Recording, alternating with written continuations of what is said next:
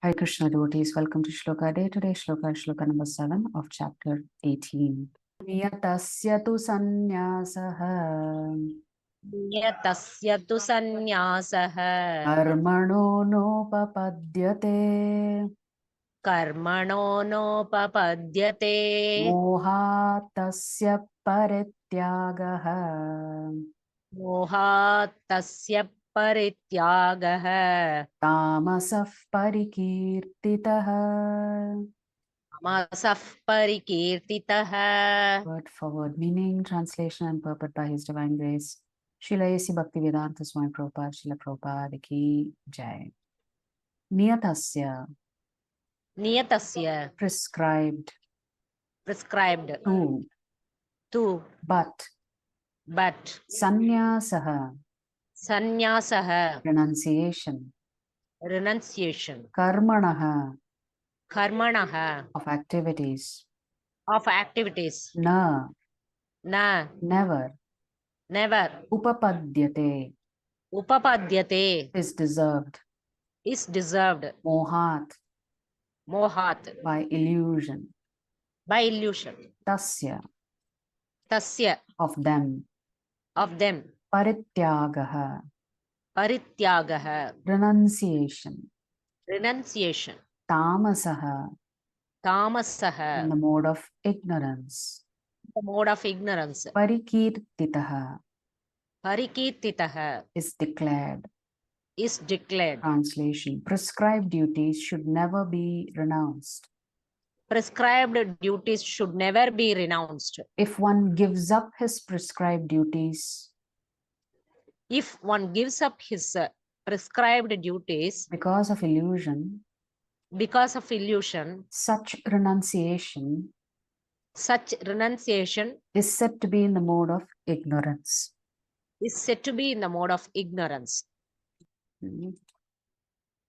So in these three shlokas, 7, 8, and 9, the Lord is going to talk about renunciation. Remember, the chapter began with Arjuna asking a question, the difference between a renunciate and a renunciation. And so this renunciation under the influence of the three gunas is what the Lord is talking about, beginning with the mode of ignorance. Work for material satisfaction must be given up. But activities which promote one to spiritual activity, like cooking for the Supreme Lord and offering food to the Supreme Lord and then accepting the food, are recommended. It is said that a person in the renounced order of life should not cook for himself. Cooking for oneself is prohibited, but cooking for the Supreme Lord is not prohibited. So it is said that sannyasis should not light a fire. But what if they light a fire to please the Lord? Then it's different. So you would see that when Prabhupada went to the US, he would cook. But when he cooked, he was cooking for the Lord. Then he would offer it and then he would honor it as prasadam. Similarly, a sannyasi may perform a marriage ceremony to help his disciple in the advancement of Krishna consciousness. If one renounces such activities, it is to be understood that he is acting in the mode of darkness. In the sense, Prabhupada is saying, if we reject everything rigidly, saying that either it has no value or that as per this ashrama, I'm not supposed to do it, then you're rejecting that duty under the influence of tamogun. This is for great devotees like Srila Prabhupada. We shouldn't be thinking about things like that. For us, whatever is our prescribed duties, we should do it. We shouldn't say, oh, I'm a grahastha, I'm not supposed to do this. Those things don't hold water for us because we don't have such high standards.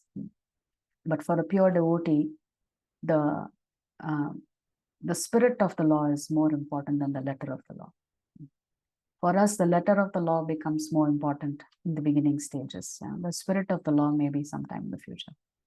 Renouncing prohibited actions and unrighteous actions is proper. Renouncing desire for the rewards of actions is also proper. But renouncing prescribed duties is never proper. So we have to be ready to give up prohibited activities. We have to be ready to give up unrighteous activities. But giving up the results of activities is also good.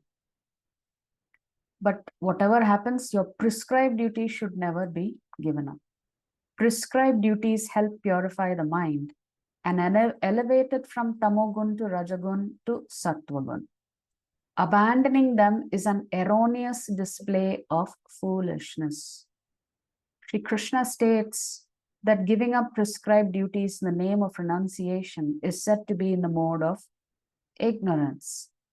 Having come in this world, we all have obligatory duties.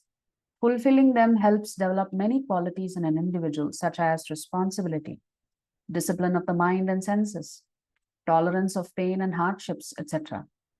Abandoning them out of ignorance leads to the degradation of the soul.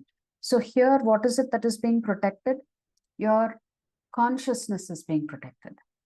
So as long as you perform your prescribed duties and responsibilities, then your consciousness is being purified and elevated. Therefore, if you don't perform your prescribed duties, then your consciousness is being degraded.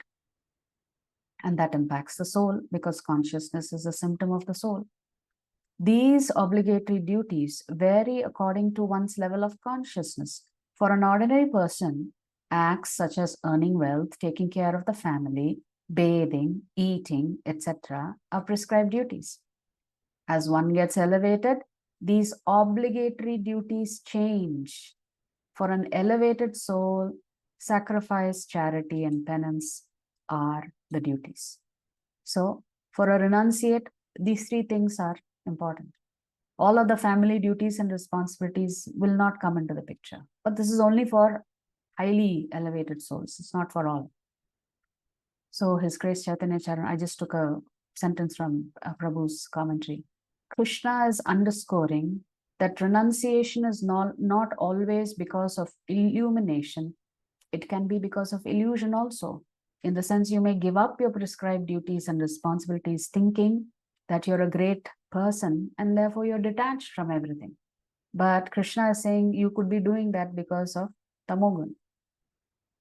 That means one has some duty, but one rejects those duties and responsibilities, and that is tamasic. And Krishna does not recommend it at all. So essentially, what is Krishna telling all of us in the shloka? Whatever duties and responsibilities we have as grihastas, most of us are grihastas here, then those duties and responsibilities must be upheld. Because if you simply reject it saying, I'm too tired, I'm too weak, it's of no use, I don't want to do it, then all of this fall under the category of being under the influence of tamam. If you like our videos, please subscribe to our channel and turn on the bell notification. If you'd like to join our classes every day, please check the details in the description section of this video. We look forward to serving you.